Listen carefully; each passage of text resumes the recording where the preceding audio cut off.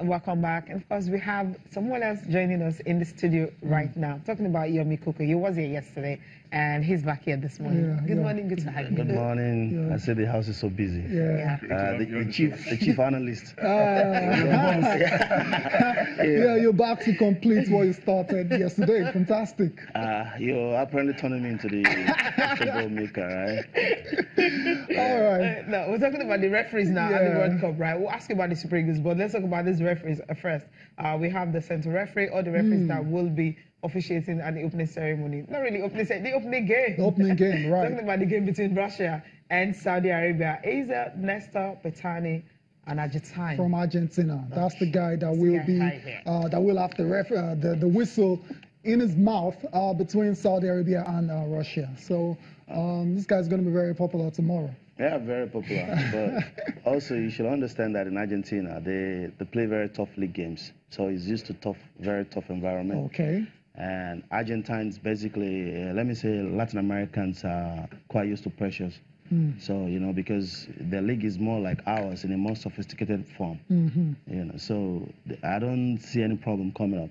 Then the Saudis, naturally, they play very free-flowing football. So we're not likely going to see something very scrappy. Okay. Neither, you know, much of physical force. If an African team was to be playing, you know, then we should expect something very tough. Right. Yeah. Okay. But Russians would have struggled to handle that one, right? Yeah, exactly.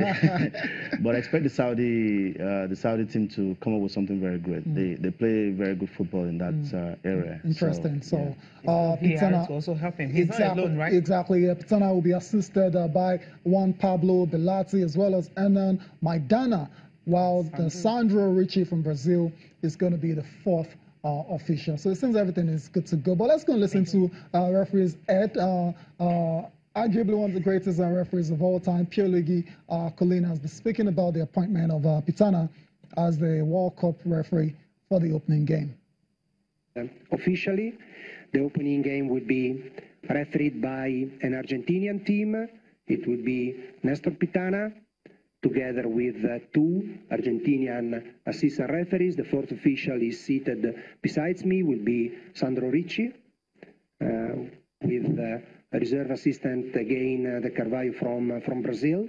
We need to intervene to guarantee that the outcome of the match, the result of the match, is correct and not affected by a mistake that can be understood in terms of human being, because as well as every human being, referees make mistake. Yes, Collina there speaking about the VAR as well. So it's here to stay, no matter the skeptics out there. It's going to be used at the World Cup. And he said it already as well, too, that the VAR will help make right decisions. Yeah, certainly. We've seen controversial calls at the World Cup. Recall the goal that crossed the line that Frank Lampard scored against Germany, and that brought about the need for video replays, and now we have the VARs. And in cases where the ARs, talking about assistant referees, can't really decide if a situation is offside or not, the videos would have to come into play. The referee will now have the benefit of replay to watch and make a decision that should be friendly with both teams, because he is the final arbiter, and whatever he says is final. I think it's a step in the right direction, knowing that the games are becoming more tightly contested, and sometimes some of the calls, though controversial, will be settled when you have the benefit of replay, and the videos will come to the rescue in that regard. Interesting. I mean, what about you? I mean, do you have any problem with the VAR? No, it's excellent. Beyond that, we've had a lot of African teams, you know, cheated out without the assistance of the videos. Why are we making the fuss out of Frank Lampard? That was the first time they were ever going to cheat England, you know. So, yeah, let's talk more about that. It's happened to African countries. We've suffered more from, you know, inconsistencies of referees on the pitch, and I think it's a very good step for us, most especially when you look at African teams, sometimes when they're playing, and you know, these European teams, especially Latin American players, they're fond of simulating and all that. So when that happens, you have a right to protest, and then they can cut the player. Review it. Yeah, exactly. They can review that. I think it's more of benefit to the African teams than, because many times they will tell you, oh, I mean, you saw Cameroon in Italia 90. The same thing happened to them. Most of the tackles, they were really very strong, robust, and borderline. Exactly. But not totally bad like that. But every time a Cameroonian player touches an Argentine, during the opening game, a card comes out. And that affected them in the game against England as well. I think there was a game they ended up 9 players on exactly, 9 players playing on the pitch. So I think it's even more beneficial for African teams at this point. Yes, exactly. And I want to believe that they too will try and, raise their game and play less physical and get more technical and, get more into the mood of winning and playing very good football as well. One final question for this particular officiating. They talked about the fact that usually the assistant referees won't have the chance to actually raise the flag when there is a very tight, maybe a kind of offside situation and all that. Don't you think that will really lead to a lot of stoppages and all that? It's not going to. We've seen that in athletics a lot of times, photo finish. We've seen that in tennis. We're going to get used to it in football. It's the same thing when they scrapped back pass. Oh, it's going to cause a lot of problems. People will go and hide. But today we enjoyed it. We're enjoying it. We love it. So we're going to get used to it. People should get used to changes. When the change comes, everybody will be like, oh. We're resistant naturally. Exactly. That flag from the corner raising up will just have to stay down. So we're sure that nobody is hiding like a Luis Suarez, and pretending to be what is not. Goalkeeper, I'm really very happy for this so that they can really penalize Luis Suarez. I've not forgiven him for what he did in 2010. I know how you feel. There I see him, I'll tell him, I will never forgive him. What about unless in 2014? In 2014. He got his part. Because for me, against Ghana was more important to understand. That was the first time an African team would have had the chance to go into the semi-finals. It denied a whole generation. Is a cheat. He got punished though. I mean, he got red carded. He's still a cheat. But at the end of the day, Ghana didn't make it to the semi-finals. Mr. Penalty. Who's fault is it was in the realm of conjecture, actually. Whatever is done to Kelini, it can be forgiven. All right, Jalenyua, sorry to use that. It's part of fight that there is teeth. What is it? I don't know. Let's move on quickly now. Let's talk about a bit of history. Is about to be made. Will be made tomorrow because we're gonna have female ball boys, and that's very interesting. Female ball girls. Female ball, But you get what I'm saying. That's what we're calling. Those are the girls, the lucky ones that will be on duty tomorrow between in the match between Saudi Arabia and Russia. I mean, what do you make of this? It makes a lot of sense, really.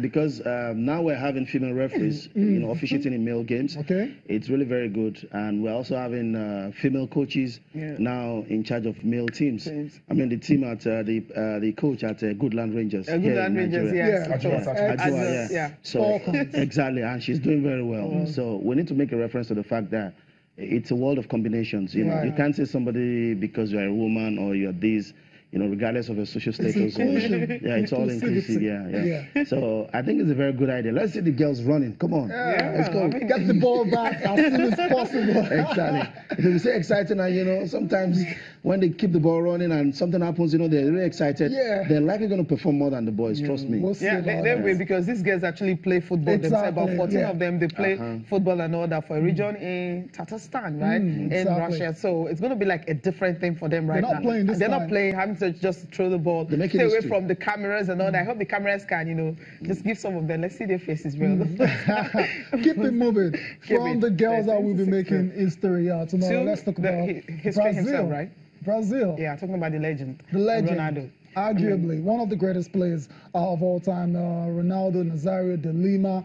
He's been speaking about Brazil's chances, and the Samba boys are in town. Whenever you see this, you know the guys from Brazil are in town. They're having fantastic fun. All the fans are turned out to watch them train yesterday. And Ronaldo is hoping that Brazil can win the World Cup for the 6th time, because they have that man on your screen, Neymar, and he truly believes Neymar can actually lead them to World Cup triumph. I believe it can happen as well. So for me, they're my favorites to win the World Cup. Kayode. Yeah, they are quite a very, very solid side, no doubt.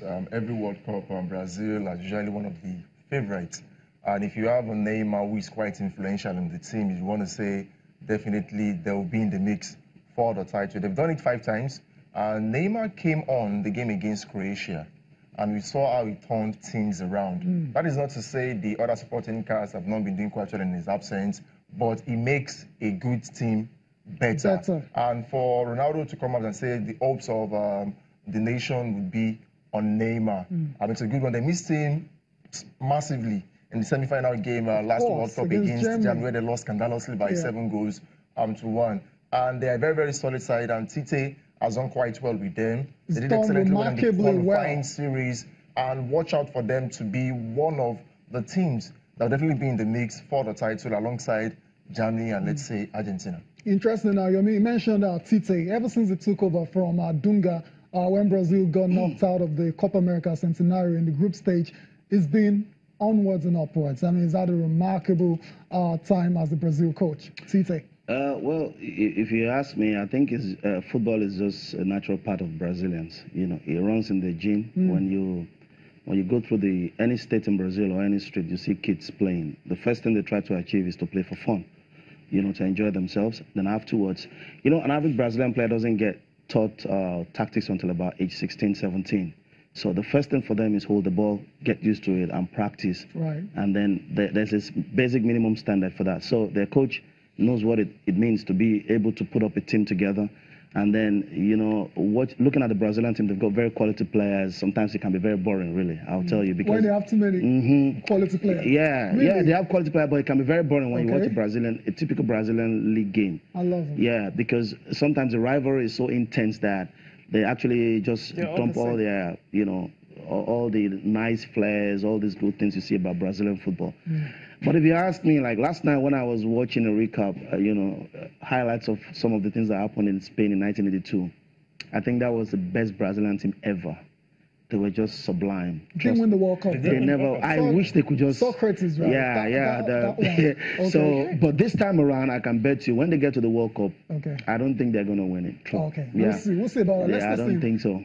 Okay. Because, you know, part of the problem with this team is that they're trying to behave a bit part of the 82 team, and they're trying to get modern. They're trying to mix it up. Yes, What's exactly. wrong with that? No, it's not a problem. Yeah. And then you have these players that you're making so much huge media attention. You're giving them so much attention, like Jesus, Neymar, saying the hope of the. By the time they get to playing the Germans, the Croats in the real, not the friendlies, the time they get to play those real teams, like Uruguay, for instance, you know, when they get into competition mode, they're totally different. They're very different. So things are really very different. You will see like about 3 people on that same Neymar, and it will simply go to sleep, and nothing will happen. It's going to be a different ball game altogether. Yeah, but they're very. If you still look at them, they're very vulnerable at the back. Yeah. Brazil is still very vulnerable, especially when you have somebody who cannot play as much as this guy that is out injured now. What's his name? Dani Alves. Alves. Yeah, because they need somebody right there, and he's just been.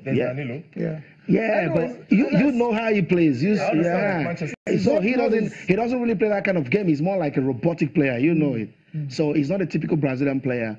He's more of European fashion, but he's very robotic. And if you see somebody that can run down the flanks with him, you know, he's got the height, and you can't run with the height on the flanks. You know, it's very difficult for players. You've got to be of average height to match up with the pace. You know, so that's what I see. Really. Yomi doesn't obviously think Brazil can win the World Cup, but Ronaldo, who's won the World Cup twice, believes they can do it. Brazil will go at the World Cup. No, they could get to the quarterfinals or semis. Yeah, maybe probably semis, because they still have the good team, and they have the, you know, when you're playing Brazil already, you are afraid. But when they play a team like Denmark, the Danes are known to be unafraid of any team. They can actually unsettle you. Yeah. Okay, let's go ahead finally. Let's listen to the Ronaldo dilemma now, speaking on Brazil's chances of winning the 2018 FIFA World Cup in Russia. I think we have a very good team. Since the Olympics game in Rio, we play very good. But, you know, World Cup is so difficult. We will see. I hope Brazil can win. Neymar can help your team. Yeah, for sure. Our biggest star, and we hope he can do a lot of goals for us and bring the World Cup to Brazil again.